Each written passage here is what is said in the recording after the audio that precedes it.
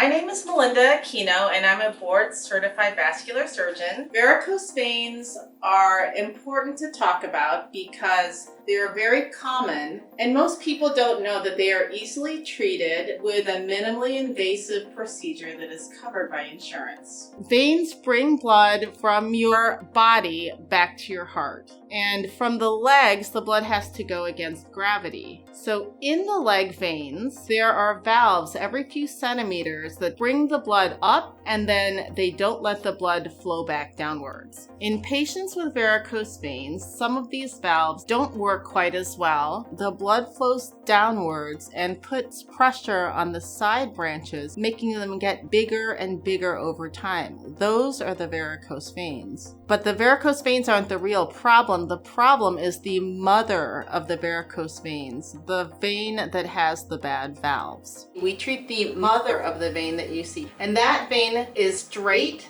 and it goes all the way up to the groin. What we do for that is something called radiofrequency ablation. You take a tiny incision and you put a catheter in the vein using the ultrasound. You numb the area around the vein using the radiofrequency wave. It delivers a tiny amount of energy to the inside of the vein and closes it. This is an example of a varicose vein which used to be pressurized, and now it's depressurized and it gets smaller and smaller and goes away over time. At the end of this procedure, there's just a tiny little incision where we put the catheter in. The procedure lasts about 30 minutes, and afterwards, there's almost no recovery time.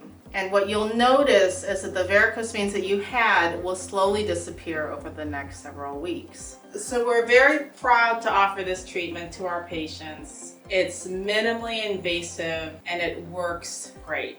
Varicose veins are extremely prevalent in the United States, and they can cause a lot of disability and pain.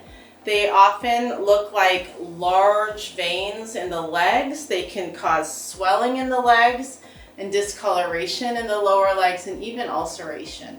In order to diagnose venous insufficiency, which is what causes varicose veins, we perform an ultrasound here in the office. The ultrasound is a minimally invasive way of testing the veins and seeing if they're functioning or not. Once we have the results of the ultrasound, we can proceed to treatment. Treatment includes radiofrequency ablation of the vein, which is the closure of the vein, or sclerotherapy, which are direct injections of the small veins. Another treatment is conservative management, which is done with compression stockings. But what I really want to convey to everyone is that varicose veins and venous insufficiency are easily treated. And if you have this, we want to see you in our office.